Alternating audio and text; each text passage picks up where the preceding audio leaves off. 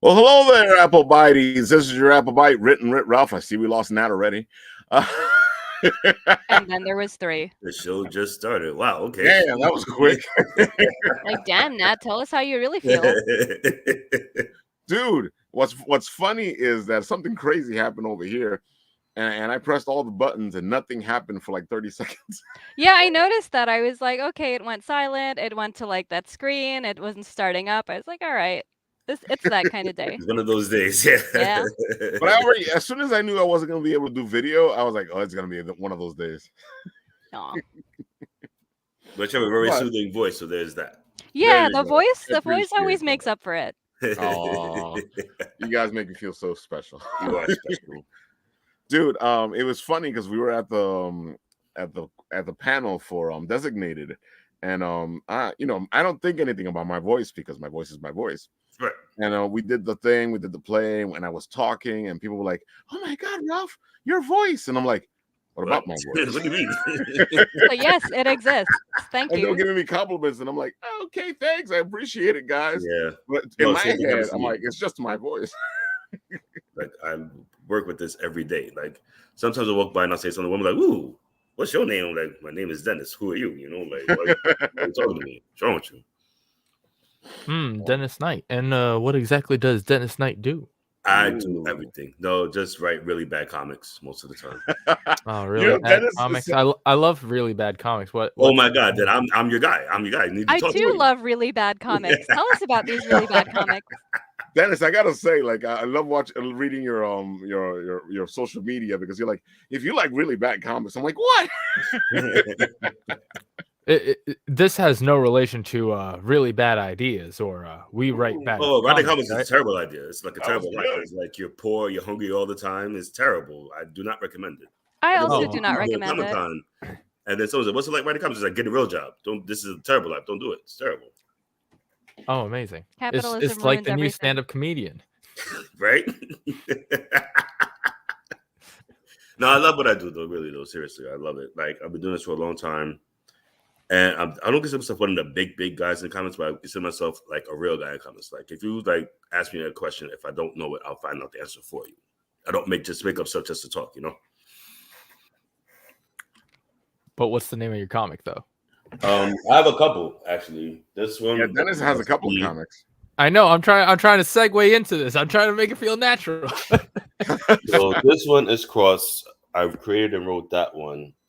That one you get on Indie Planet, and then this one is Strange World Comics. I just wrote that for Jeff Strange Yeah. and his company, and that is out right now. Actually, working on some other stuff. Doing Plan 79 parts 1, 2, and 3 for Drum Productions. That will be out soon. That is an alien invasion story and has really cool like 1950s sci-fi music, sci-fi movie vibes, like the flying saucers with strings on it in the set, stuff like that. So I'm working on that. And I'm working on some other stuff, but it's like grassroots, like just drafting scripts right now. Nothing solid to show yet. But I like to stay busy. I like to, keep writing and hopefully it doesn't suck. Very good, Dennis. Very good. But I'm Sorcier. I believe you have a book about a guy who does suck all the time. Which one? The one who like can't ever get anything right, so it's like really bad. Oh, you mean the one who rolls one all the time? Yeah, I mean, see, that could either apply to Sacrimony, where there's like a guy who sucked as a god, or it could have applied to Buddy and Friend, where there's just guys who suck as heroes. So, like, I guess my comics are just about people who suck in general. Well, us people who suck, we need stuff. Yeah, it's they say write what you know, so I wrote what I knew. There you go. I don't know anything, so I don't write anything. Valid. That's funny, Nat. That's really funny. Just being truthful. Mr. Lore Master. And hey, who's that? That Who's looks doing that? cool. I'm not sure. I don't know. Those are some really swanky looking pins, though. That's I hope people really buy nice. them. No, that's awesome, man. Oh, thank you. You gotta check out this freaking Kickstarter. It's amazing. Look at those beautiful pins, people. I bet the person who made it wrote a by really itself sexy is comic, amazing. right? Yeah, it's really good stuff. Yeah, so there's 4 days to go. We're at $905. We were almost to 1,000 this morning, but people canceled because That's people messed at up. last minute. Yeah, I don't No. know. It's just the curse of the last few days. When you post an update anywhere within like the last 4 or 5 days, people are just like, "Oh, wait, what's this?" And then they just cancel their She's pledge. doing well. Like Take the super cool. money. Take the money. Yeah, Okay. or it's just trolls who are like, "Yeah, haha, I'm gonna ruin this person's day," and it's like, "Okay, you canceled money that I didn't get anyway. All right, great, good job." Uh, yeah, Oh, so no. they are original characters from my comic Sacrimony, A Tale of Love, Life, and Death in no particular order. It's a dysfunctional god family where the mother is like a terrible god and the son is a terrible devil.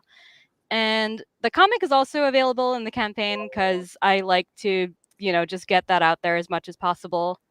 You can get issues 1 through 6 in digital or physical form, and you can also pick up some really cool pins. I also do commissions. I do a lot of things. Like, I did all of the art, the writing, the lettering, and everything for Sacrimony. So, like, Wow, it's all just me by myself doing my thing.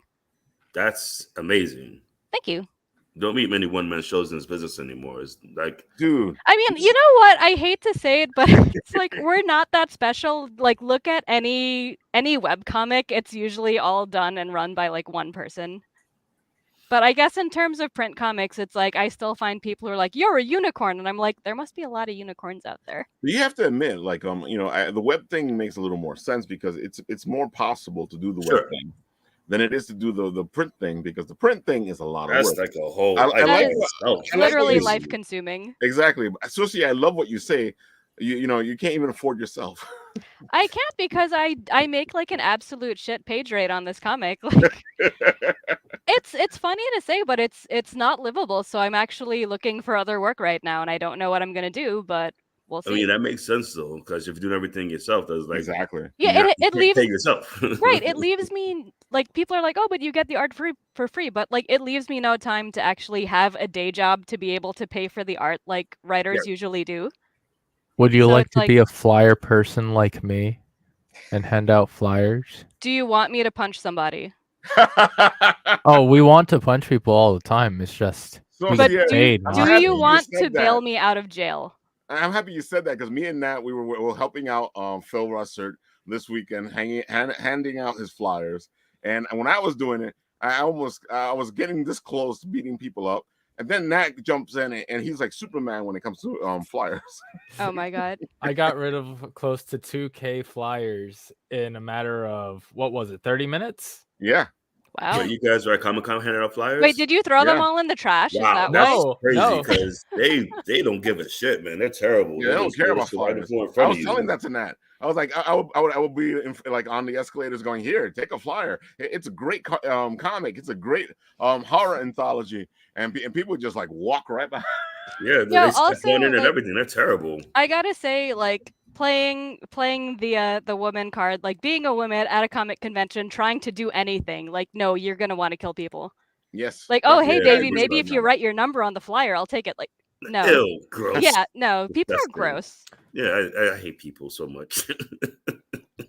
What's Dude, funny? for a long time, what I used to do was I was Cadma's guy to make sure nothing happened.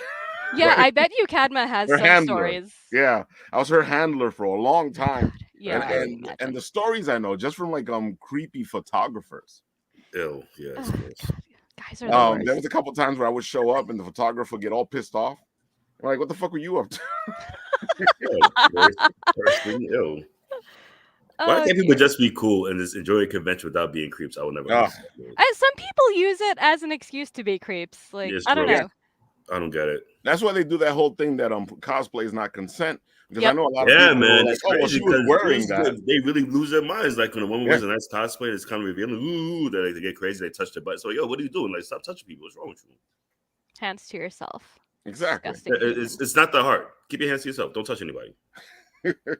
But I Why just would you couldn't wanna touch a resist. Like, yeah, person when they you have could a have. sword right next to them? Why touch a person? There's a sword. Yeah. Right? You know how cool I'd it rather is touch just the to touch a sword? And then they wonder why they get punched in the face. Because like I know women who like can box. I know women who know MMA. They'll like really mess somebody up. So it's like keep your hands to yourself. That's more. I don't know MMA, but I've been told that my hands are made of lead, and also I have 0 flight response, so someone will get punched. Exactly. And then it's like they're crying, and then I'm crying, and then it's like really and it's a awkward. whole big mess because the guy couldn't keep his hands to himself.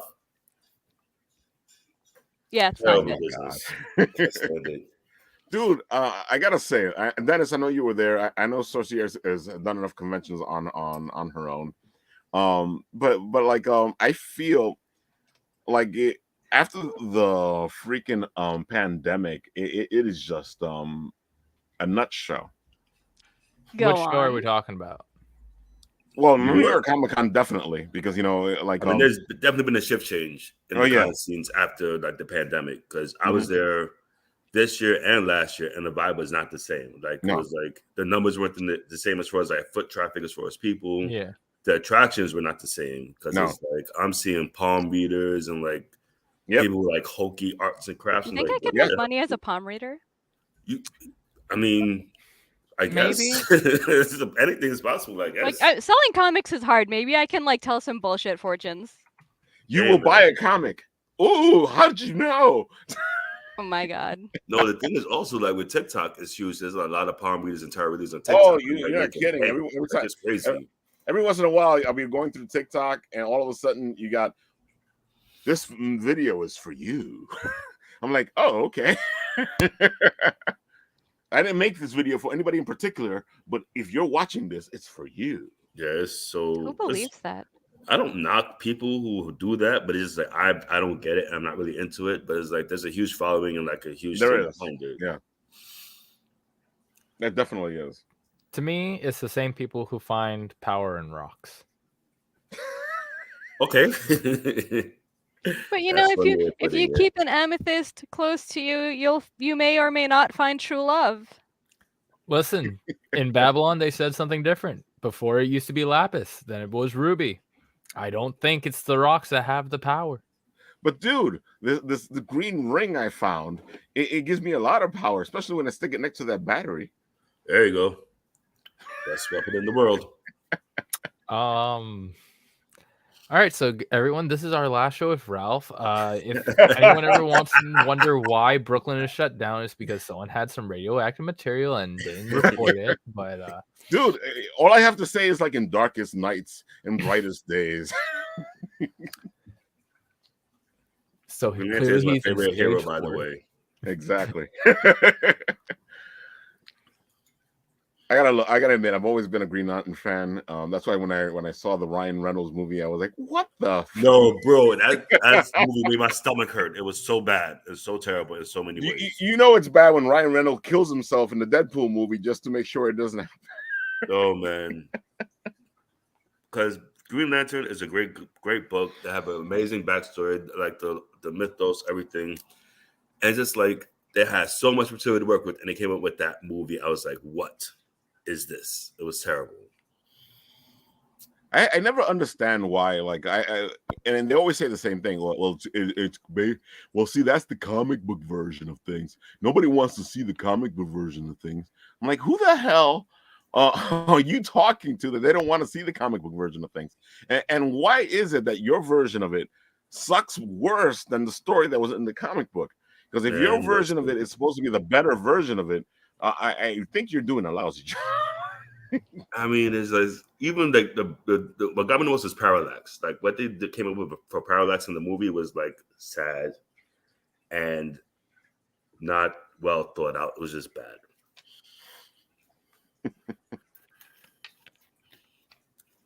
Just bad, man. Just bad. I'm guessing you didn't watch the movie. So let me ask you all this. I didn't, but also it makes me think that it's like, all right, if you have like a bad indie comic or whatever, it was like one person making it without an editor, right? But if you have a bad movie, like how many hands and eyes did that movie idea have to pass through, and it still came out to be a piece of shit? Right. Like how many people signed up for that all the time? It hurts my brain to think about it. I'm like, how many people like fudge the bucket here? Like, who do I blame? How many? there's like a boardroom full of people with like six-figure salaries, and like, yep, that looks good. Let's do it. Like, dude, I can. Sometimes I sit there and I can see it. I can see somebody going, dude, this is a fantastic idea. You know what we're gonna do? And I can see them all agreeing to it. And I'm like, what the hell is wrong with you people? No, yeah, you just want to far like more line like all this. of them up and just like slap them in like Yes. one motion. Yes. It's a lot more like this. All right, so we've noticed that current trends suggest that we need a lot more oomph to our story. And you want to know how we can do that? More pom-poms. I'm thinking pink pom-poms. That is a high market for age ranges 11 to 12.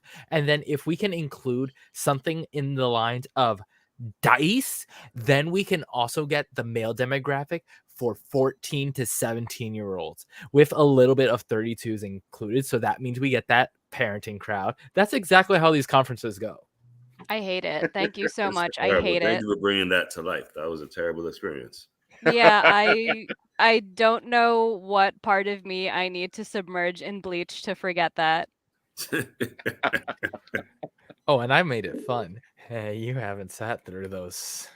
Oh no! Wow. Anyways, what are we here to talk about? Oh, What's hey, up, John. John Westhoff. Woo! John was on the show last week. It's been, you know what? I feel like it's like, yeah, John was here like 3 months ago. No, it's probably last week. Oh my god, dude! Sometimes like especially after Comic-Con, I sit here and going, was that 2 years ago? I have no excuse. I just have no perception of time. I wasn't even at Comic-Con. There's no reason for my brain to fail this hard. So what would you like to hear about our experiences? Oh my god, the Comic-Con experience. Well, we started talking about it a little bit. I know Dennis was there too as well. Yeah. And we were just talking about the fact that it was a surreal experience. For some reason on Saturday. No, never mind. I'll go back to Friday, because Friday was just a hell of a day for me. But at the same time, when I was there at the convention, it felt like people were just angry at the con. And I don't understand how people were just angry at the con. And they weren't stopping at tables and buying stuff. They weren't doing anything. They were just running around. I can't even tell you what they were doing. They were just like walking around the convention. And I saw very little people trying to buy stuff from the vendors. That seems about the norm, though, where people, they use like Thursday and Friday to kind of scope out the place, see what they might want to buy, and then like Sundays when they come back and ask for discounts. I can agree with you there. Yeah. Well, I think it was interesting. I think it was interesting because from what we got told is that a lot more people bought on Thursday than they did Friday and Saturday. Yep. What? It was an amazing Thursday. It was Thursday was a huge day. The best day of the con was Thursday. That's so wild. Yes, it is. Like I heard, like very people were very busy as far as sales. Also, they had like a pro kind of reception for the professionals. I had like a gala kind of like they had like food and drinks and everything. It's a big ass party. Was there like Thursday only passes maybe, and people got those and they're just like, let me spend that. The thing is, there were still Thursday only passes, but that Thursday felt like a Saturday. It was a huge sale day because usually, like Matta said, Thursdays like people walk around, they scope out what they want. Yeah. And then, that's how it's always been. Everybody's packing up to try to get the deals and try to get the discounts. Yeah, and then they get mad on Sunday when everything they wanted is sold out, and then they start like throwing a tantrum in front of your booth, and then everyone's embarrassed and got to call security and the whole thing. I'm guessing you're getting a personal experience. I've had people stop by and ask for things while I was packing up when the con is over, and it's like it's so infuriating because it's like, dude, my card reader's away, like everything is at the bottom of the suitcase. Like, what is your life? Why is this happening? That's crazy though, because like breakdown takes a minute, like especially like a huge setup. And they're like, well, don't you want to make a sale? It's like, yeah, but I also want to get my shit out of here and get home so I don't have to look at your face anymore. Like, come on. Dude, well, here's what bugs me out, and I've seen it a couple of times, because I work both sides of the table. Right. These people, the ones you're talking about, they'll come by and they'll buy they're about to buy a $5 thing, and they want you to whip all that stuff out so they can spend that $5. Yeah. Sorry to cut you off. I'm Kanye Westing you here. Like, I'll let you finish, but I have to say. No. Go ahead. So, are you familiar with, like the button makers, the button making machines? Mm-hmm. Yeah, there are people who like expect me to take out my entire like 10-pound button machine and all of my button Ooh. supplies just for like a $2 pin. Wow. And I'm like, no, I'm not doing that. And then they start getting all pissy. And then this is like while you're trying to leave, like you're already broken down, you're packed up, you're about to walk in Yep. there, they come to you and say, Mhm. hey, I want this. Like, nah, man, get out of here. That's crazy. No.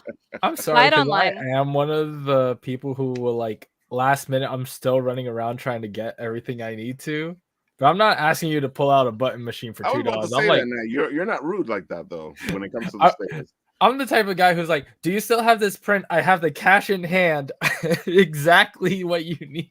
Right.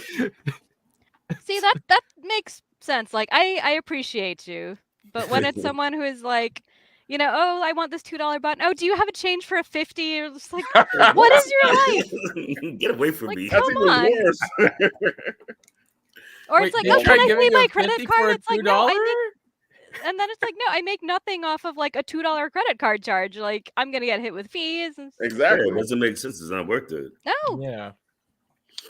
But People don't are you want to crazy. connect with your fans? Like, you're not my fan. I've never seen you before. I could be a new fan. If you were a fan, you pay me the price that I need to be paid, and that's You it. come Yeah, back right? while I'm trying to leave. Dude, a fan will be like, "Oh, you've packed up. When's the next show? I'll be there." And, Or like, oh, hey, what's your I'll social hit you up on media? I'll follow Instagram or you something, That right? too, Yeah, easy. Yeah. or they'll help you out. I've done it before where somebody's packing up and it's the end of the show, and I'll actually help the person pack their stuff and help them get Aw. out. That's nice. I've definitely like That's cool. I've done that to table neighbors. Like when I'm done packing up and I see someone like still fighting the good fight, I'll be like, "Hey, man, let me help you out." That's cool. I've done that before too.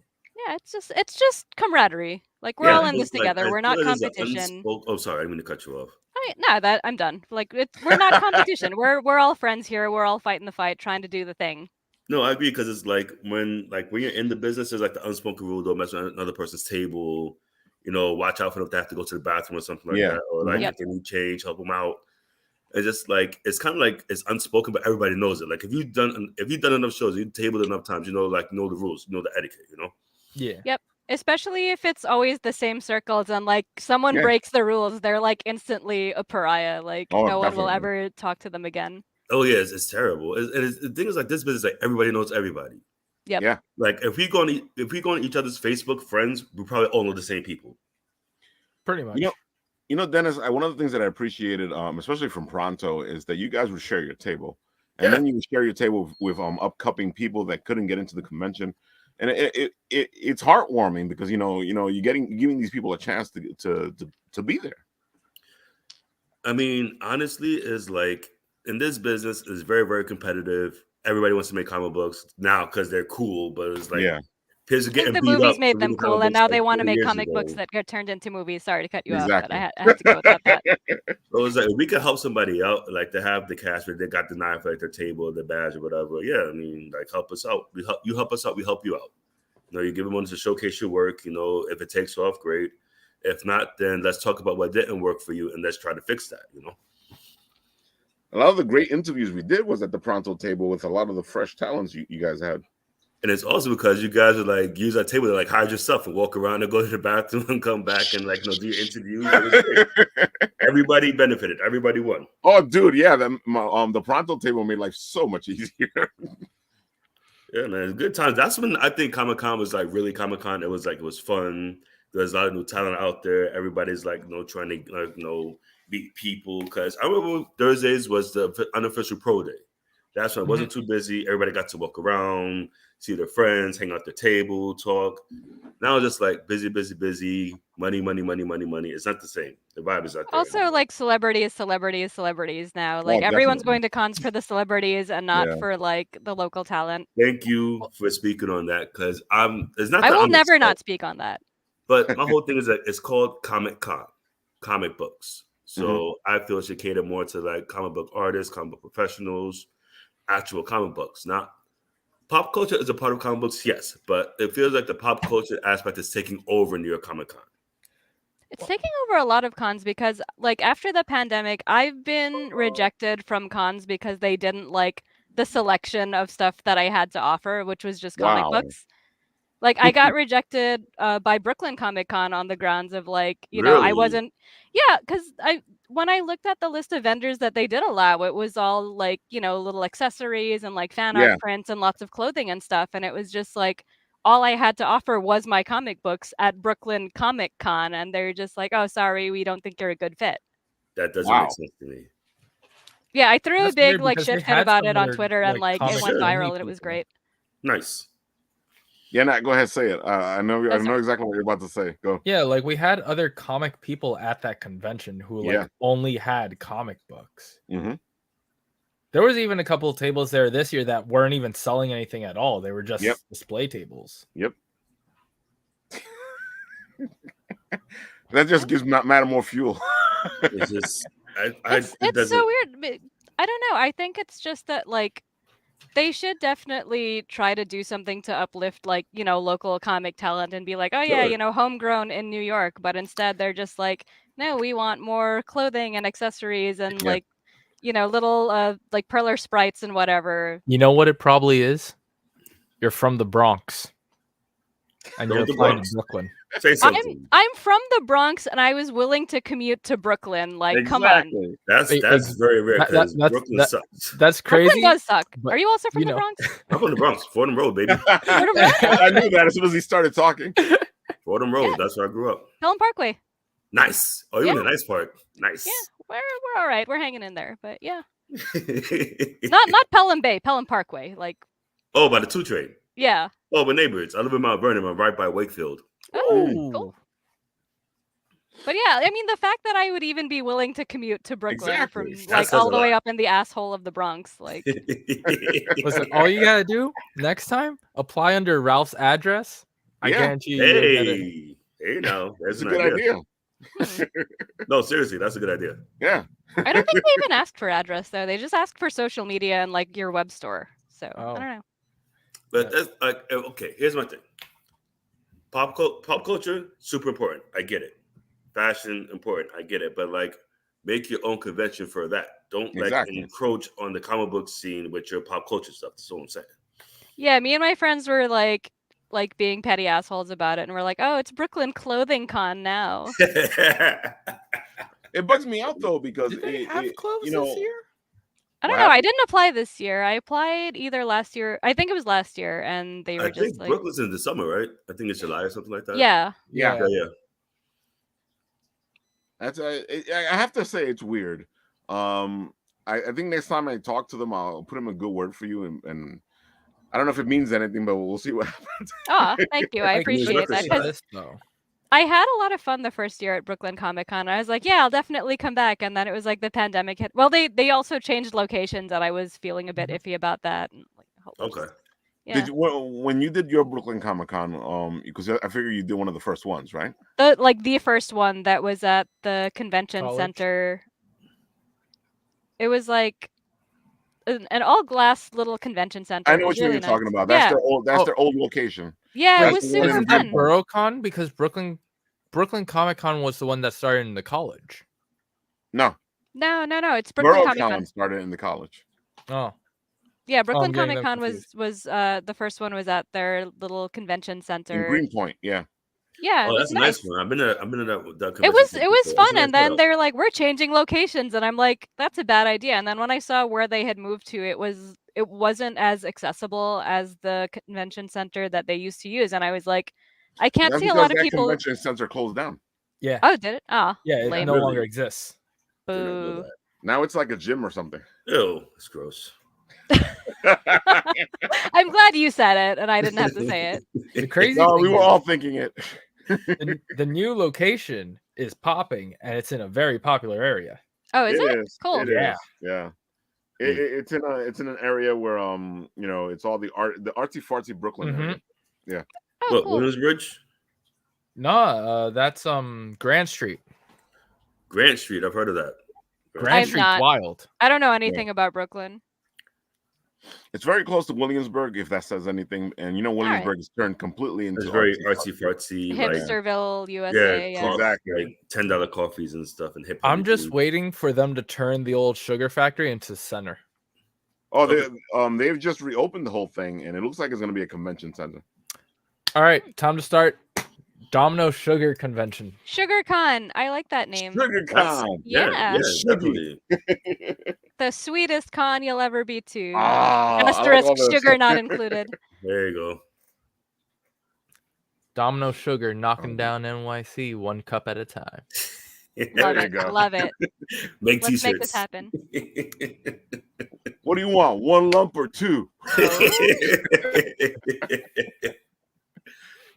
Oh man, I mean these dogs gonna be t-shirts immediately. 1 lump or 2 lump, have a guy with a fist like this. I like it. Dennis, I saw Brass you go knuckles out. with like each knuckle being a different subway train. Do it. There you go. Yes. Dennis, I know Yep. you did like a bunch of pictures at the con. It looked like you enjoyed yourself. What did you think? What's your review? For me, I first of all, I enjoy going to New York Comic Con. I mean, that's my place. That's where I grow as a professional. I have a lot of friends in the business, so I get to see like my friend Johnny C. He's all the way out in New England, Boston area. I don't get to see him very often. He was able to come down for the weekend. We hung out. Yeah, he was there. We I had talked to dinner. him. Yeah, it was a great time. So seeing my friends, that's paramount for me at New York Comic Con. If I can network, get some more writing work, great. Yep. But I love seeing my friends. Big shout out to Comic Book School. Oh, they did a lot of good stuff this because weekend. they invited me to hang out with them this year. It was fun. I mean, the vibe was very, very different. So it's all I'm saying is, like I said before, it's a comic book convention.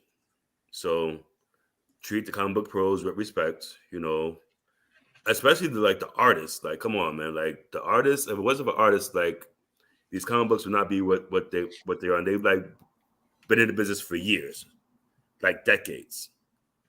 A good friend of mine, Jimmy Palmiotti, he writes Harley Quinn. He refuses to go to New York Comic Con because they won't give him a table.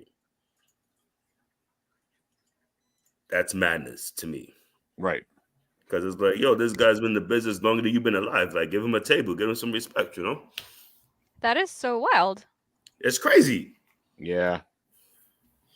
It's funny because Oh, go ahead, Matta. Go ahead, Matta. Oh, I had a friend that was doing some after grad courses or whatever at SVA, and I remember one of his professors was really huge in the comics industry, and NYCC had reached out to him and they're like, oh, hey, we would really love to have you at our convention. And, he thought he was going to be invited as a guest. And they're like, oh, please buy one of our tables for $700. Yeah, it's like a huge slap in the face. It's degrading because it's for me, is one thing about working in the comic business, I get to meet my heroes. People, I have the books when I read them as a kid, I have them in my collection at home. And I get to they're at the table right next to me. Oh wow, hey, I remember issue so and so. It was great work. I loved it. It's I actually get to meet people. I remember one time, this was probably one of my first cons back in it was 2012, maybe 2013. And I remember Neil Adams was waiting to use the bathroom at the Javits Center, and it took everything in me not to jump up and down and hug him and kiss him on his forehead. I'm pretty sure that was a 2-hour wait to use the bathroom. It's insane. It's crazy. For the men's room, the bathroom, the line was out the door. It was crazy. The lines for the women's room are so bad. I've had to use the men's room sometimes because there was no line. I'm just not looking at any of you guys. I'm just here to pee, I promise. Yep, that happened to me. On Sunday, leaving the bathroom, and a woman in the Wonder Woman cosplay comes out the stall hey, are you lost? What are you doing in here? So it was shocking. Yeah, no, just imagine that the women's line is probably out the door and extending all the way down the hall. Always. Yeah, so it's terrible. I wanted to get your I thoughts was in on the men's bathroom, and every once in a while you would see women waiting for the stalls. And no guy batted an eye. They was like, whatever. I mean, let's be honest. Most guys don't really care. No, I didn't care. I was leaving anyway. Didn't matter to me. It was shocking. And it's funny because I always feel bad because the women's bathrooms always have all those long lines, and I've had a couple friends that were like, "I'm just going to the men's bathroom." That's what you do, especially for the cosplayers, because you have all those layers of fabric. Oh my god! Imagine so having like good. 4 I can't sets even of imagine. wings to take off and like a giant hoop skirt and a whole thing. That's No. Oh. it must be, I don't know. I tip my hat to cosplayers because I don't have it in me. I don't have the patience. Yeah. It's a lot. I would And be I like, like hey, this costumes. is cool for like an hour, and then like after an hour, like I'm done. I hate this. The first couple of years that we were doing Bit and Apple, we would do costumes. Katma kept doing them, but I was like, I can't do this. Especially because I was doing the camera work and I was doing a bunch of other stuff. Oh no, I can't do this. We tried to do it with me, and then I ended up being the cameraman for Ralph, and Ralph became the cameraman for me. So that's sort of what happened with cosplay on Bit and Apple. But it's not because we didn't want to. No, I get it. I mean, it's a lot of work. You mean like sheer mechanics of like just walking around, like especially like the big costumes. Forget it, man. I remember one time this guy, he had like a Bumblebee cosplay built to scale, like the Transformers. That thing was huge. Yeah, I've seen those. How does this guy? They weren't here. How does this guy fit through doors? First of all, how does it go to the that was going to be my first question. How did he even get through the door? Like, did he come in pieces? Like, it was huge. Yeah, so the legs are like a separate piece, and then the arms are a separate piece. Right. They come in with only like the huge. chest. Oh, I mean, one year I saw a guy. He had a Hulkbuster cosplay. That's the same guy. Yeah, huge. I was like, what? I guess that's his thing. And there's another guy. I forget his name, but he's a big social media guy. Huge. He does like these gigantic cosplays, like Juggernaut and stuff like that. His cosplays are super detailed. I love it. You know, now that I realized, we didn't have any Warhammer cosplays this year. No, I didn't see any either. Tragic. Which is funny because the movie's coming. Yeah. I'm not hearing good things about the movie. So I did see a lot of Luffy's from One Piece running around. Well, the live action show is popular, so I guess that's what's going on. Hey, it's Andrew Frank, the other guy who I took flyers from. Oh, cool. What do you mean? Oh, hey, Andrew, what's up, man? Andrew, I sent you a link if you want to come on the show because I know you were there with us for New York Comic Con.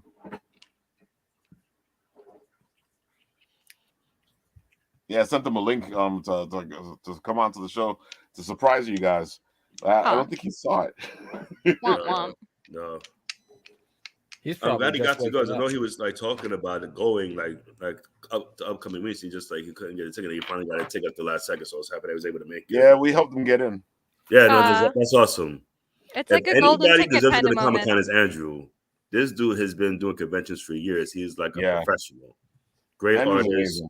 Like he could set up a break on the table like nobody's business, yo. Andrew is amazing, and he had so much fun, and he helped us hand out the flyers. So I appreciate it, Andrew. I was able to get him in because Mark's partner wasn't going to come in, right? So I was able to get her ticket. Good, glad it worked out. Happy for him. I mean, also in general, he's just like super supportive of like indie comics and stuff. Like he bought Andrew, yeah. And D&D stuff is amazing. Copy, and I signed it for him. Oh. Yeah, he's a good dude. I know Andrew for a long time. He's great. Yeah, well, he's another Pronto guy. Yeah. He's one of the OGs from way back. You know, that's why I always like having you guys on because Pronto's been so influential, and there's so many of you guys. Yeah, man. I mean, I love Pronto because they really gave me opportunity to show my stuff off and get my foot in the door, and then just kind of ran with it. Taking opportunities left and right, doing interviews. I remember my first interview was like, "Wait, you want to interview me? What are you talking about?" It was like just being with them and growing with them helped me grow as a professional, which I always appreciate. Ooh, I hear a boop. What? Wait. No. It says device not connected. I think Andrew's having some trouble. No. Yo, you're having the only day today, yo. You all right? Oh, wait. There he goes. No. Oh, there he is. Okay, here we go. Yeah. Hey, Andrew. What's up, man? Yeah, man. I was just taking care of my pops. That's actually one of the reasons I'm not going to the conventions and stuff like that because I became my pop's primary caregiver because of his.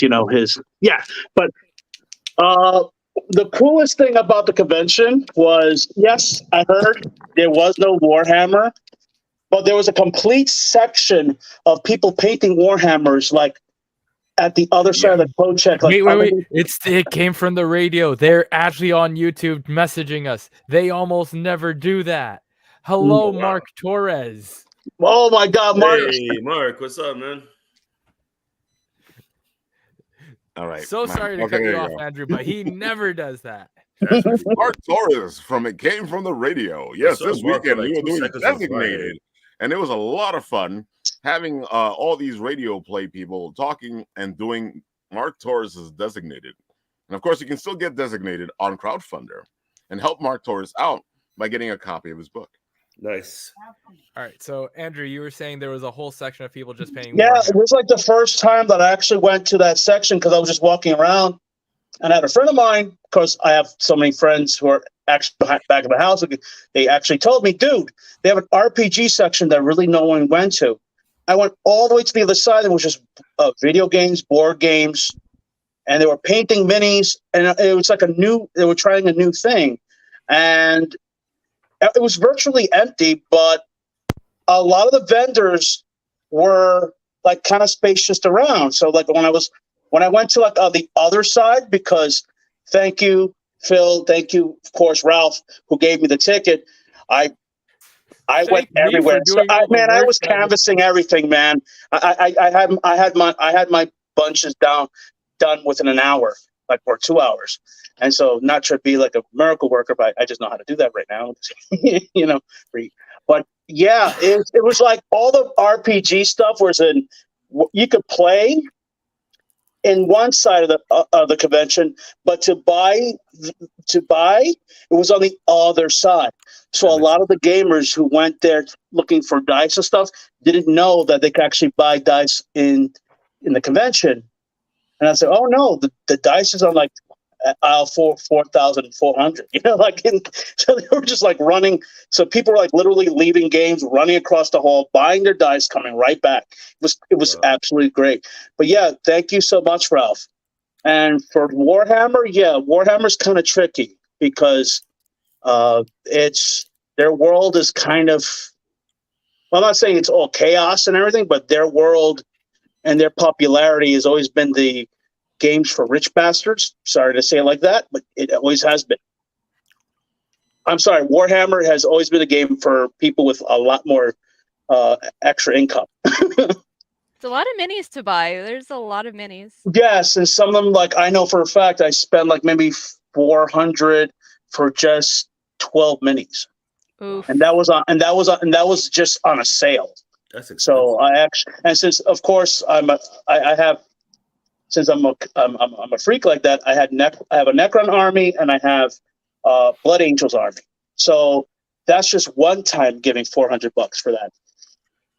Wow. So I have like a $400 set and an $800 set, and never hardly paid them. But I think I have one around here. I think my brain just hemorrhaged a little hearing at that. Like how much? Well, no, I had at the time. A lot of people who play that game, they started. I mean, like I'll tell you right now, like they started just building like houses and terrain, like I did. Like this is like, this is one of my like just recent builds. So this is basically a terrain build for Andrew. No. What? No. Don't tell me you spend over $60K on figures and terrain and stuff like that. No, not no. Only 12 grand. But that's when I was young. That was when I was younger and stupid with money. And that was with pay. And I also had a best friend who worked at the old Warhammer place. And I had a friend who worked at a police strategist, so they always give me a discount, but it adds up. Now I know what the 30K and Warhammer 30K means. Yeah, actually the price tag. 30 and 40K and 40K. That's your 401K. Yeah, I get it. Yeah. Wow. But I'm telling you, if you know how to paint them well and if you're really good at it, you can really start a great business on a Fiverr business. And I've done that too, like paint people's minis. And like right now, like I'm making a bridge for right now. I just painted this bridge and stuff, and I'm making it for like a bridge encounter. And yeah, I love how you're just surrounded by like all of that stuff. It's just there. I imagine you're actually just sitting on a pile of like little terrains that you've made. Yeah, I'll show you my little terrains that I made. Like this is a guy with a soldier terrain. You could thank Rabbit for that because Shadow Rabbit gave Shadow Rabbit basically gave me the hey man, you're good at sculpting, you should just make them. So yes, I made this one as well. This is hand sculpted. This is not 3D printed. Snaps. Look at you. Nice. So yeah, so like, and they're so delicate. So I'm sorry, I'm doing show and tell here. But anyway, as for the convention, the real money for 401 for Warhammer 401k is still going to be Europe, even though it's very new. It's not. I shouldn't say it's relatively new, but it's only probably 20 to 30 years old. The hobby here, but it's absolutely more prevalent in Europe, Britain. I mean, you have Henry Cavill like going on Gordon, what's it called, Gordon Elliott's show, and talking about like he plays Warhammer, and then you actually see videos of him painting. Yeah, he's in the movie.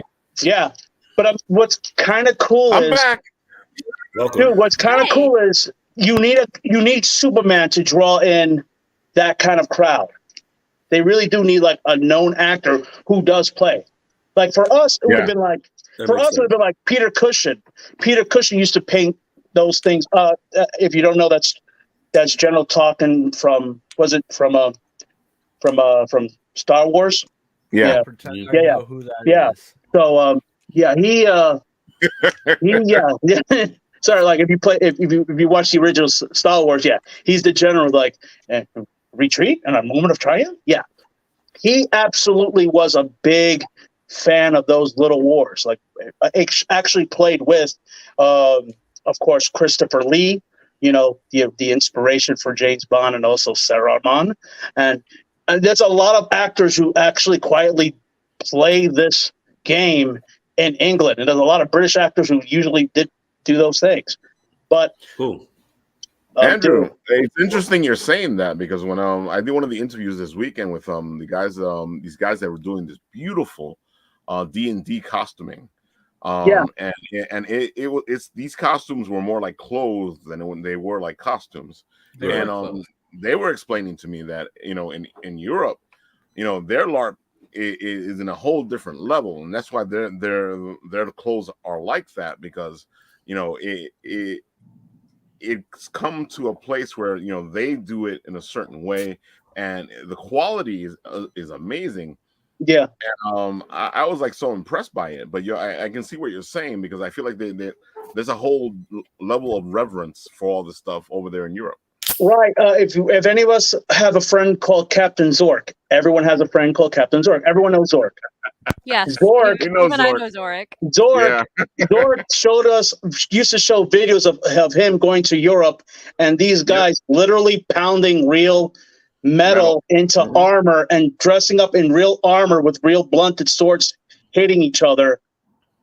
Dude, and then that's their LARPing. I'm like, dude, that's not LARPing. Because we went to Fort Tyron, and I actually helped them film all that stuff one year. Dude, I'm telling you, like, I have friends from Europe, and I've been to a couple of conventions where I meet people from Europe, and their gaming and their RPGs and their lairs and their LARPing. Because I'm not a big LARPer.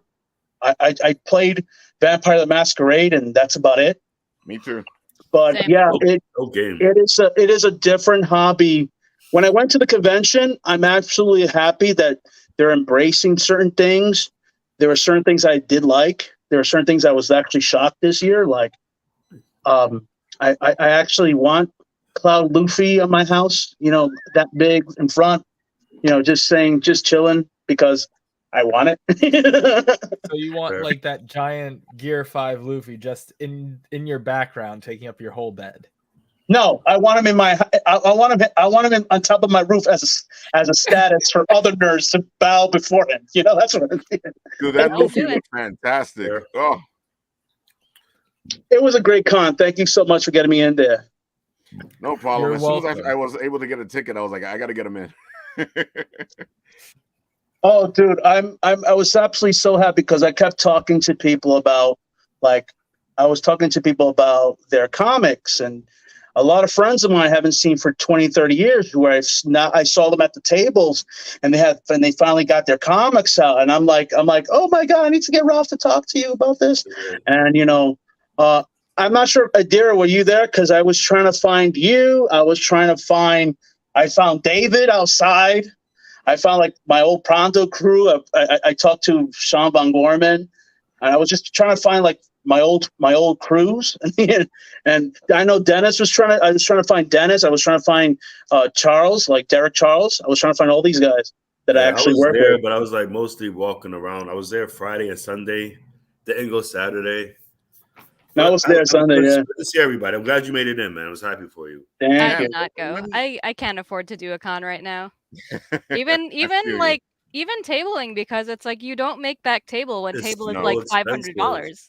Yeah. Like what Reed Pop is asking for tables is ridiculous. Yeah, It it's is. extortion. I can't do it anymore, and I can't go to a con unless I table, because like that's what I do at cons. Otherwise, I'm not really the kind of person to go to like panels or like Right. check out things. Like I'm very much a workaholic, I'll admit, and very much a stick in the mud. So it's like there's no point in going unless I can like do the table thing. Right. Oh, Yeah. you're very much You're- not alone in that. I won't spill the beans, but I will say there are some very large companies that are very prominent in the con space that were gypped Yep. literally a month before the con, Mm-hmm. paid almost double what they did last year for half the space that they had last year. I heard about that too. A lot of people getting Ooh, like Dude. gypped for Dirty. space and location. I'm hearing a rumor that anyone associated with that group, they got like your table money is not really yours. It's the like if you're an artist writing for them. I was kind of shocked. Like, wait, so you're literally working for your agent now? Yeah. Like I'm absolutely I thought it was like, to me, I thought that was like even most monstrous thing, because we're all indie people here, and so you're an indie, and you sign up with this group, and they're just gonna, well, we have 50 tables, okay, but you have to pay us the money for that table. Now they could get a great. I mean, even though I know back of the house business, even as a hospitality, I have a hospitality degree. I also took courses in convention sales and convention management, so I actually have that as a background. So I have a bachelor's degree in hospitality. Not in art. I have a bachelor's degree in hospitality and restaurants and hospitality. So, and I know for a fact that when you're buying these tables at wholesales, they're getting like about maybe a third of a price, but they're probably charging the indie guy full price for a table. So it's like double dipping. It's almost like you're Airbnb someone else's table. Yeah, I was gonna say, like, how is one person or one company allowed to buy so many tables? Like, that shouldn't be fair. Oh, actually, it's absolutely fair with corporations, because you're actually promising sale of a perishable product called a table. All right. I'm you can't- sorry. Wait, I'm sorry to cut you off, but are you telling me that NYCC believes that they would not guaranteed sell out all of their tables, and that they had to wholesale a bunch of tables? So like, I'm not telling you that. I'm saying that's their philosophy. But that's so stupid, because That it's doesn't make sense. NYCC. Of course, they're going to be like, selling out their tables to people and having people on like an extensive wait list, so that if someone cancels, like they have someone to fill it in. It's so shady. You I would hate it. actually be surprised, especially if you went last year, at just how many tables were empty. Yeah. Like it's Even very this impactful year, to where there was a lot of empty tables. Even this year. Even But the later where- days. That's was just a it lot because a empty? lot of people wanted to get in. Was it empty in the sense that like there was a name there and the person didn't show up, or was it just empty? So last Name year there, it was. nobody- Oh, Go ahead, you Nat. can go first. No, you go. I was first. gonna say name there, and nobody was there, but that it was the whole weekend. I mean, it could be that there was an emergency, like they died of COVID or whatever. But like, as One or long two as the tables, yeah. as long as the name was there, that means Well, here's the somebody thing. had like paid for the table space, and NYCC got their money for the table space. Like, I'm not Right. saying about Right, whether or but not you also people show don't up. get that refund back either. Yeah, but I mean, And then- emergencies happen, things happen. But Yeah. then you get into things like last year where you had whole blocks just gone. Yeah. And we're not talking like just indie artist tables. We're talking like major company spaces empty, gone. Oh, well, the companies can probably afford to skip out on the con. Who knows? I don't know. Well, I could tell you the I business realized aspect where, another thing that's been happening with the conventions. yeah, I'm sorry to say, I could tell you with business aspect, there could be double No, I was gonna say, booking. There could be double booking. They could book one could be guy. doing that. Yeah, there could be one guy in this. He's going to be here, but actually he's at Mega something con or Cincinnati Right. con or something. So Yeah. two names. His name could be public. His name could be prevalent there. And since he's not going to show, but his product may be showing. So that Or his name just showing would be there. Yeah. Like, oh yeah, that's that guy that we know. Yeah, it's kind of also Yeah, there's I also heard about legacy Those were violated tables this year. Yeah. Every legacy table was violated this year. Yeah. What? Yeah. So, dude, legacy this is the new thing that's happening. This is the new thing that's happening. Like Nat was talking, or like Andrew was talking about. You got these huge spaces bought out by companies. You also have in Artist Alley these what do you call them? Oh, this isn't just Artist Alley. This is like main floor, like Yeah. Oh my God. So there are certain tables that people. No. I was talking about both. But this is something else. What's happening now is that you have the agents. There you go, and they buy out a block for all their artists. So that means that other artists can't get in. That's Yeah. So you And if have there's like a 5 or rivalry, 10 tables. Yep. One There's agency. also a rivalry too. There's also a rivalry. There's also little things like ego rivalries. What I found sad was usually in indie corner or indie alley is usually like 1000 to 1001 to 1003. But this year it was just like huge sets of people with basically selling new merch, either from some Korean manufacturing company that's doing a series of children-related cartoons that maybe it's not very famous here yet, but they had like their advertising space, so they bought like chunk blocks. Now they were impressive. They look like impressive show sets. You go in the back and it looked like they were filming shows, and it was very impressive. But that was the original. And if you've been to the con like I have for years, that's always been Indie Corner. All of us actually sat in row 1000 to 1003. That was Indie Corner. Then you had like some shows, some like small promotional stuff, maybe you like vending tables, and then you have small press. And then from small press, you go to that big main room. But I saw that Indie Corner was just gone, like literally gone. And so you just had like all these different vendors out there that they were just vendors.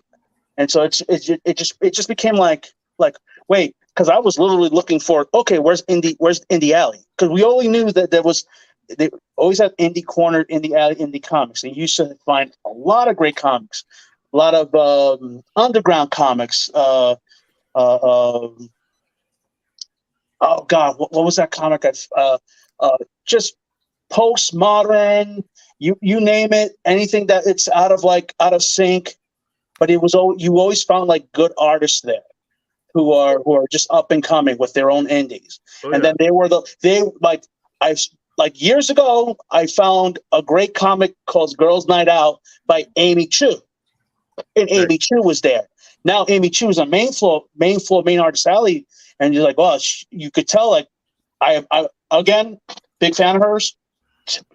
I almost terribly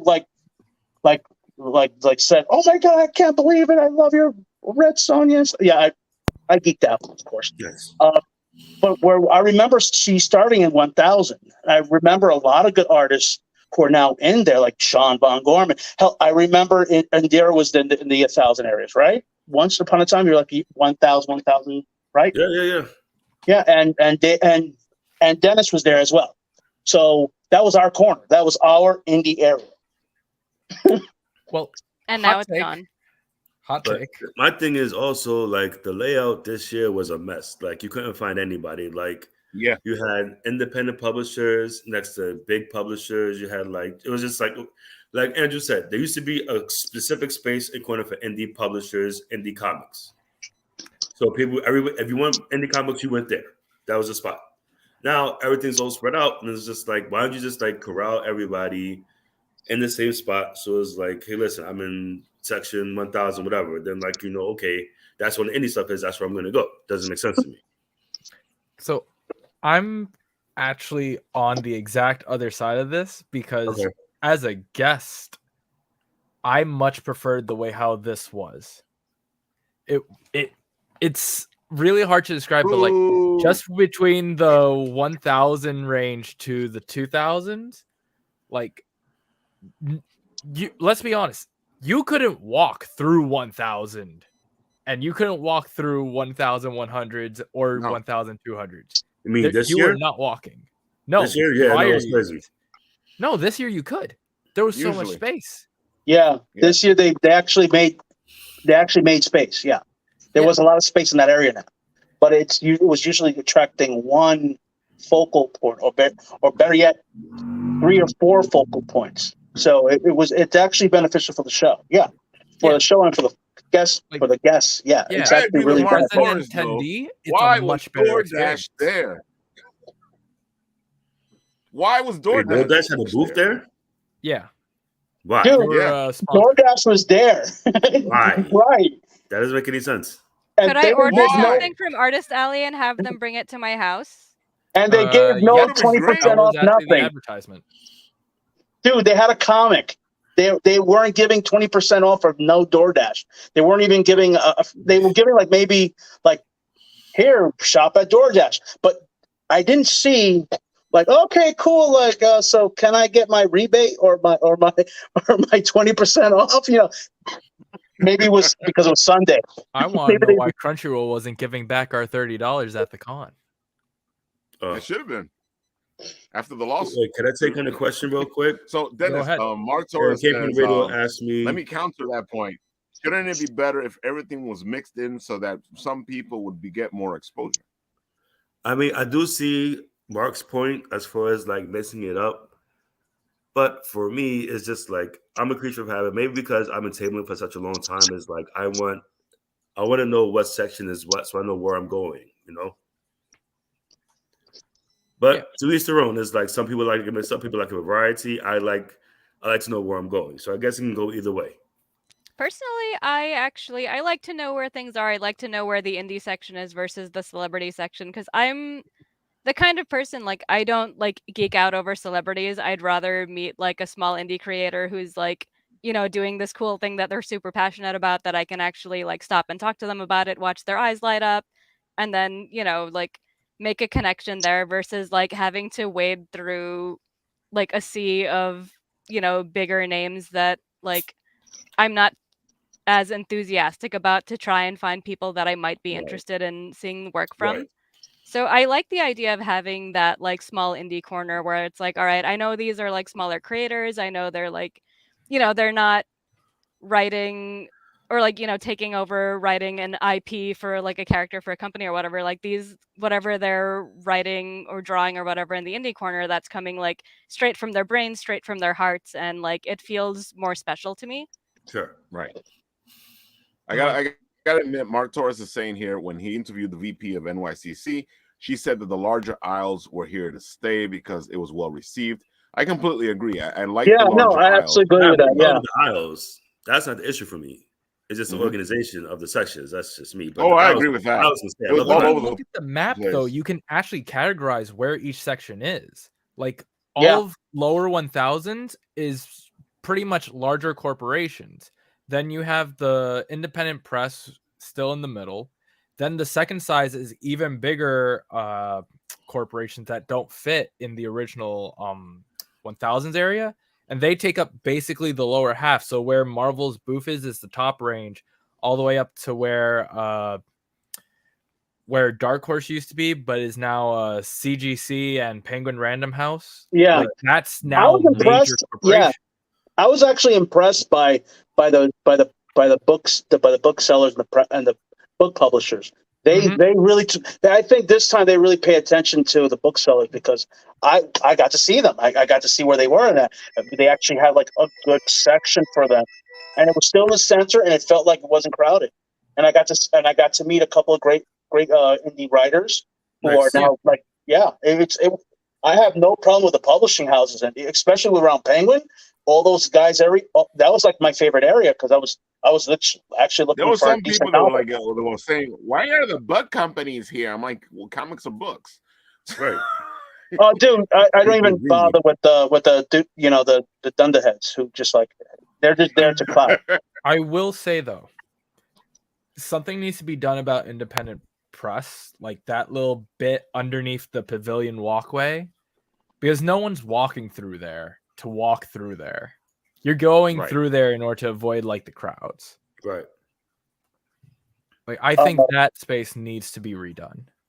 So you're saying people are just kind of like walking by in a hurry and not really paying attention to what's there? That's all people ever do for independent press. That's messed up.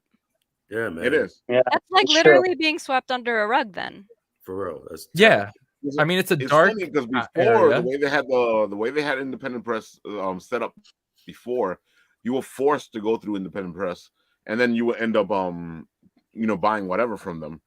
And the line, and it was horrible. At the same time, good because you kind of like had to get through there, and these lines were not fun. Yeah, doing an interview in an independent press before was difficult. I know you remember that, Dennis. Anytime we would do the interviews, we'd be like getting bumped out of the way. Yeah, man, because you had that corner table that year, so it was like we had hit on all the traffic from like both sides. It was like it's hard to talk. Yeah, we kept bumping into the table. Here's my only anger gripe, because I'm always angry gripe with one thing about a con. Hate the mystery box people. Hate them with a passion. Hey, there's a lot less of them this year. Yeah, I hate them with a passion. Here's $60 and you'll get like a bookmarker. Yeah, no, get away from me. Wait, is it like a specific thing that people are doing that takes up an entire table, or is it like artists doing mystery boxes? There used to be rows of them, but they usually just rows of straight up mystery boxes. Yeah. Oh no. Yeah, that's terrible. Yeah. I would fight whole booths of it. Like, I do not have a gambling addiction. Thank you very much. No, gotcha boxes. That's where like call what it is. Half of Gotcha independent press was just random mystery boxes. I would never. I'll have to fight somebody. So Mark, I remember getting a mystery box because I was stupid. Yeah, getting a mystery box. It had like little tiny mystery boxes. It was just nothing but like emerald pins, and I was like, I never even seen these emerald pins. So if you guys are up for grabs, I have a couple of emerald prints from like Yu-Gi-Oh and Beyblades and like what's that? I don't even play Beyblades, but okay, I got an enamel pin.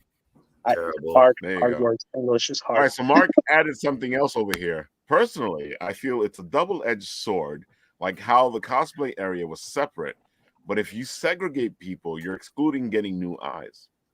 I agree with that because notice the cosplay section is like way off not necessarily by artist size, like that like sub basement area that like wasn't it on top? No, it was like that weird floor that's in the middle. Yep. It was weird. I get it because it's like cosplayers are always like the old sometimes it's not their fault. They're just walking around the business. Someone pops up, hey, can I take a picture? There's like 5 or 6 other people lined up to take a picture with the same cosplayer. And also, they're always like knocking shit over with their props. Yeah, I agree. They are. Like it's nobody's fault, but it just happens. I've had to pick up some stuff for some people. Or they're like setting their heavy props on like artistelli tables. Yep. Yeah. Can I put this on your table for a second? What's that? Not all of them do it, but you get a few. It's a tiny D&D map. Sorry, I drew a tiny D&D map. But they don't have the cosplay section like mapped out on the maps, so I don't know where exactly he's referring to. No, it was like a photography section. There were like lights set up. Yeah, there was a photography section. That was actually well done. I think like rows like 3003 to like 4000. Like I said, and Ralph, I called him like 3 or 4 times. He goes, "Where are you?" I was like, I'm like near the end, like 44th Street in that section. That section was a zoo. Like that was a crunch zoo. But the most impressive things are the new sky. Like if you keep going up and there's all these skyways, you have this escalator. Yeah. Those panels are beautiful. Like state of the art, beautiful panels. I got to, and the one thing I never get to do is actually meet someone I've been admired for years. I met Brandon Easton. Okay. Usually you could never get him at a panel, but these were like the panels were so quaint that you could actually have a few minutes to meet people, and he actually didn't feel crushed in. So like I actually asked him about a bunch of questions about like just like comics in general, and actually about people. I actually finally asked my question about people in color in gaming, especially in tabletop gaming, because I've always felt that that's an avenue which we've never really absolutely touched. Like I've been to so many gaming conventions, and I don't see my people there as much as I want to. But yeah, right. I mean, the city, anywhere there's a city, but once I go into like the Midwest, my people are not represented. Not at all. Even creators, they're just we're like sprinkled in that industry. But yeah, I absolutely enjoyed it. You guys, it was much more difficult to find what you were looking for. Even with, and I know Nat's saying that the maps were there. Yeah, but they only had like the major people marked on the map. All the little people, you had to get the book and try to find their name and then try to find their booth. And I ran across a couple times where the booths and the names were not in the book. Well, that's part of the restructuring of the legacy people, if you remember. And it happened to a few people where they were supposed to have booths, but because of the new shakeup and the new people in charge, basically their booths were lost and were given new booths. This was not one person. It was messed up. Multiple people. Ralph, you actually pointed out there was like a few people who had multiple booths. You pointed it out, right, Ralph? You saw like a few people who had multiple booths, which I was like, how can one artist be in 4 places? Have we finally mastered cloning? There was a couple technology? people that had booths in Artist Alley, and they had booths on the floor. Yeah. How do they afford that? Is my question. That's a lot of money, right? That's what me and Andrew were talking about. We're like, wait a minute. So how do you have to do that? I said, I know it's like 14, a 12 for a table, maybe 14 for like a middle, a corner is like 16. And I was like, so he has 2, so he's paying like 32. So how much? I was like, and I was trying to calculate how much revenue he's making from like product that he has on table. And me and Ralph were like, we can't do this here. And I was just like, I can't do this here. My head hurts. It was way too much math. That's a lot. Way too much math. I was like, I need to have fun. Way too much math. Now I'm thinking about it because it's like, how can you sign 2 tables at one time? That's crazy. Cloning technology. Yeah. So it's like, do you buy a book in one booth and like have the guy sign at another booth? You have like, half how does the that people work? on one table and half the other people on another table. Swear to God, well, I think Mark Torres is saying that maybe a multi-table, multi-booth. A lot of money. Ooh, maybe. I mean, that makes sense. Made in advance. Yeah, that's Very right. good, Mark. Of course, Mark's the investigative journalist. No, Mark's right because I remember because I did the food show once, and I remember what's this guy's name? Rocco, the famous New York chef. He had his booth here, but he had his kitchen set up in a different area, so he had to cook his food in a couple of segments in one of his own personal kitchen that he had to be on site, and then he went and signed autographs, which was also another food area. That's the New York Food Show. That, if you guys know, it's usually around November. But I don't do that. Same weekend. Yeah. What? It was right behind the Javits. Yeah, that's right. It usually was right. And then after that, you had the chocolate show, which years ago I was at a competition chocolate show there. I'm sorry, that's my other life. But yeah, chocolate trees and chocolate molded trees and stuff. I had to know the class. Oh Anyway, yeah, Anime NYC kicked them out of the Javits. Let's go. no, dude, the Javits used to be great, dude. It used to be great because you have all these like models there dressed up in chocolate, and then one year they did like they had We know, chocolate dresses, couture dresses, yeah. And then one year they did. The thing is, it happened like 2 years before Anime NYC like took over the whole floor. The chocolate show happened the same exact time. Oh, I remember and that. So you would have a bunch of chocolate people seeing everyone in like anime cosplays going, "What is going on?" Hear me out, though. Hear me out. Chocolate Warhammer minis. Ooh. And the winner gets to eat the loser's not have me pieces. go into my chocolate molding and start molding.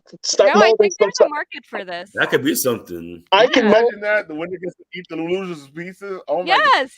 In front of them on camera. Yes. Yes. While they cry. I got Sculpty right here. I can sculpt them, make the molds, and pour them in myself. This is happening. Let's go. Come on. Anime chocolate. Let's do it. Anime chocolate. Here, Goku. You can enjoy a Goku candy.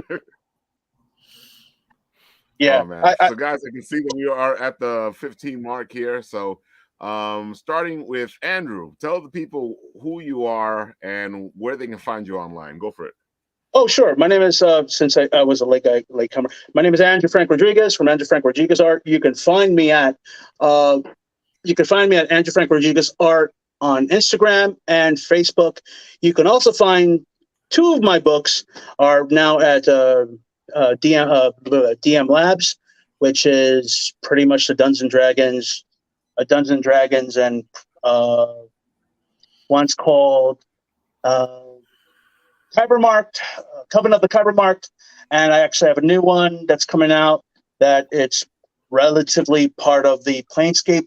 A Planescape module. There's not been named yet. I actually play tested that as well. It's a really funky game if you like Planescape. That's Dungeons and Dragons and sliders and all these different realms of Dungeons and Dragons that you can play your character in those exclusive realms. If you're a high class, I'm not high class. I mean high level character, but you can also be a high class character. If you're a rich I can be a fancy person just for you, Andrew. Also, do you have any Grey Poupon? Yeah, you could also check me out at Boss Rush 2000 XS, Nations of the Mechanoids. That's a Dungeons and Dragons books. That's a love letter to 90s anime. That is pretty much written and made by my good friend Will Lotto, who just had like a daughter during COVID, so he's been very busy with that. I'm like an official uncle with him. So, but yeah, I'm pretty much doing what I've been wanting to do all this time. I haven't touched a comic book yet, but I've been doing a lot of gaming and a lot of also, as you can see, a lot of special orders for personal people and for myself. Yeah. Oh, I'm sorry. That's just a house I made. That's just a house I made. I have another house over there, but it's all painted. It's just a house you made. Just a house. It's just a house I made. You know, whatever. Yeah, no, yeah, you know, here's another one. There's another temple there. There's a temple. There's another temple there. Oh, and there's another one here. There's no big deal. Anybody. It's just surrounded by little People can just make houses. It's not finished yet. This is finished. I just need to paint them. Hey, you want to stay in a red roof inn? I made a red roof inn for Dungeons and Dragons as well. If people want, it's a little joke. I have like a little red roof inn. So it's like a module. So take a house, put the module. Yeah, but yeah, I've been playing a lot of games, play testing, and just been doing that. I'm sorry, I'm being a little character, but yeah. So, but yeah, I really do want to do a comic. So commissions are open. This is my Christmas time, so I usually keep Christmas time open for Christmas type commissions. I will do maps, of course. Everyone knows me for my maps and my map drawings and my player drawings and my items drawings. So that's it. So you can catch me at Andrew Frank Rodriguez Art on Instagram and Facebook. That's it. I think Sorcier and Andrew should do a collab. So Andrew can do Sorcier's land in a beautiful map. 3D field guide to Sacramony with like real houses and shit. Oh no, yeah, I finally how to learn how to like. I actually created a lazy Susan table so I actually could take pictures of it. So I actually 3D make a 3D pic, Wow. 3-dimensional pic drawings. Well, not 3-dimensional picture render, and then actually could make. I just need the software, and so I'm a cheap bastard, so I'm using like Blender because it's free, and so I'm learning There's Blender. nothing wrong with that. There's absolutely nothing wrong. Never denounce yourself for using free software, because you know what? The paid stuff is all overpriced gatekeeping bullshit. Right. You tell them, Sorcier. Damn right. So yeah, so I've been learning how to do that. So like, I have like these maps and stuff. Like if you're making one of these, like if you're just making a standard like 3-dimensional Dungeons and Dragons map, you make them out of styrofoam and like just paper. And if you just take a picture of it 3-dimensionally and you put it through Blender, you get yourself a 3D printer. You get yourself a plastic version for like half the price. Cool. For even a quarter of a nickel of price, because most of those dungeons are like maybe $500 to $600. And I'm not a young kid anymore. I'm a grown ass man who fiscally knows not to spend over $12K, not $12K, $1,200 on minis and stuff. $12K, no, I will never do that. I don't think I've made $12K collectively in my entire life. So yeah. Sounds about right for me. I'm probably less than that. Like, but you made this much on Kickstarter. Yeah, I love how people think the Kickstarter is Remember, like people, this gold nobody mine. makes You make money all off this a money and you Kickstarter. make a Kickstarter. No, I'm hoping. I'm hoping to do a Kickstarter. I've never had the mind to doing one because I've yet to learn that yet. It's one of those weird things. It's a lot. There's a huge learning curve. Like It's it took a me forever and a full-time half job. to It like is. start up my Yeah. first one. So that's All it. right, Dennis. Oh, my turn. All right, Okay. and as you signing off? Okay. My name is Your Dennis turn, Knight. Dennis. I'm a comic book writer, editor, creative consultant.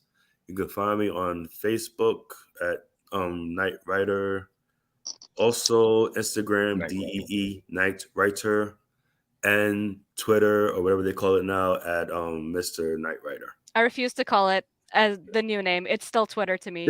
I mean, like, even people say X, aka Twitter, because like nobody wants to call it X. It's No, I stupid. say Twitter. It's Whatever rebranding does not exist, But and it never X happened. sounds so cool. No, it doesn't. No, it doesn't. It sounds terrible. Do you know how Oh, cool it is terrible. just to say that check out my X video? No, It's the Oh, platform dear. from That It is sounds something stupid and completely creepy. I different. hate it. Yeah, it's the platform formerly known as. You just need to see my X videos, man. I make so No, many I good will X videos. pass. No, That is nasty. that is a whole other website entirely sounds that we are not allowed to uncomfortable talk to me. about. That's because you guys That aren't is watching my X nasty. videos, okay? I'm so active there. You need to check out all of my X videos. Yeah, no, thank you. I'll pass. It sounds creepy. No, thank I you. know what you did there, and I hate it all. I hate everything about it. All right, right. Sorcier, your turn. That's me. That's my enamel pin set. The pins are very pretty. They're gold plated, 1.5 inch. Yeah, I can't even words anymore.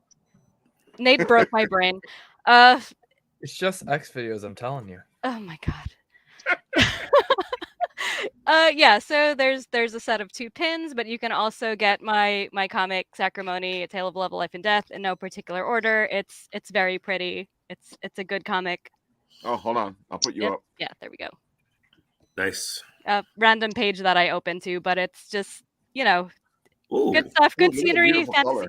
Yeah, good color, good scenery. Like it's all written, drawn, edited, lettered by me. It's a very You should show unconventional that shiny one again. Oh yeah, I mean, I've got 2 shiny ones right here. There's this one, which is like a Wow. holochrome cover, also That's drawn cool. and colored by me. Nice. And there's the issue 6 one here, which is like Oh, look at that. Look at that. holochrome stuff, like good stuff. And also I have the standard cover just because I've been going through it. But like Oh, nice. I do these things, and I don't get paid enough for it. So like, I would love people to actually read my comic. Otherwise, I have to go back to TJ Maxx, I guess. I don't know. I don't want to go back to TJ Maxx. I worked in the fitting rooms, also known as the fighting rooms, because it's like, well, why can I only bring in 6 items? It's like, because there's rules. We don't trust you, and you'll steal. Listen, that's what happens when you're in the Bronx. No, I worked in Manhattan actually, and people are even more obnoxious there. Yeah, they were trying to walk in with like entire shopping carts full of like tracksuits and shit, and I'm like, a tracksuit counts as 2 pieces. You can't do this. I don't want to do that. Like, guys, just buy my comics. Word. Yes, buy Sorcier's comics. They look fantastic. You saw those shiny comics. Wait, Sorcier, if I love the 2 pins, and I can see what the difference are in both pins. If you were gonna tell somebody to pick one of the 2 pins, which pin would you tell them to pick? I mean, I'm biased towards the devil guy. I knew it.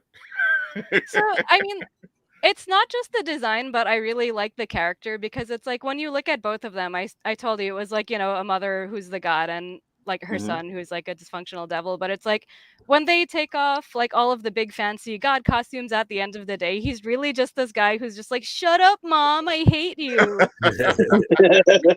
And yeah, there's something so funny and human about that, even though they're supposed to be these like almighty rulers of like heaven and hell, that they still have this like, stupid dysfunctional dynamic that like, people can't seem to escape. So let me see. So yeah, all right, we've so got a each sticker pin set. is 12. So both pins are 23. Man, I would buy the 2, get it to cape, put them like in a brooch style. Oh man, yeah, that'd be cool. That's just a suggestion for people who are fans of her artwork, and a lot of flowing capes in that comic. So my money, Andrew. Yep. I don't need any help trying to spend my money, Andrew. I was already thinking about putting them on my lapels, on each side of my shirt, and I'm like, and I'm like 23. I think I can do 23. Or cufflinks, dude. Imagine cufflinks. Oh, that yeah, works I definitely like. I wanted them to be a matching set where they would look cool, like side by side, whether they're like facing each other or facing away from each other, because they're not on speaking terms. Like, it's very symbolic. I tried to balance out everything, like all the details and the layouts of the wings and stuff, to make them like this matching set. It was a lot harder than it sounds. If you got me considering spending money I don't have, you did a good job. Yay! I will take that as a compliment. It's a compliment, believe me. We're gonna buy these pens if we have to rob people. I can pull this off. Yeah, I mean, if I hear about like a bank heist or like a robbery or whatever in Brooklyn, I'll be like, yeah, I don't know anything. Nothing happened. Whatever. There you go. So, folks, you need to pick these pins up. They look fantastic. Look at the details on them. Like I keep looking at them, going, maybe I'll buy one, and I'm like, no, I have to buy both. Duh. Then it's working. So, folks, there you have it. Of course, Sorcier is with us for the rest of October. She's our guest host for our spooktacular. You're stuck with me, haha, sucker. I mean, it's great to be on the show. And of course, Dennis Knight, Andrew's always. You're both always welcome on the show. Appreciate Andrew, it's that, a pleasure hanging out with you at Comic-Con. Always. Dennis, I'm sorry I missed you. Bro, it was a crazy day from what I heard. So like, don't worry. It was crazy. Here, so it's all good. It was crazy. It was so crazy that I only saw Derek Charles for like a second. Nat, when did you see him? I saw him more than you did. Yeah, dude, I saw Mark finally. Mark. I always see Mark, so I wasn't too worried about that because Mark, I miss you. So, folks, this has been a great show. A lot of geek talking, a lot of con talking. We are at the 1:30 mark. We should have been done ages ago, but you can tell we're having a lot of fun. No, but it's time for me to say, well, you know what happens on the show when we get to this point. I press the thing because on this show it's different.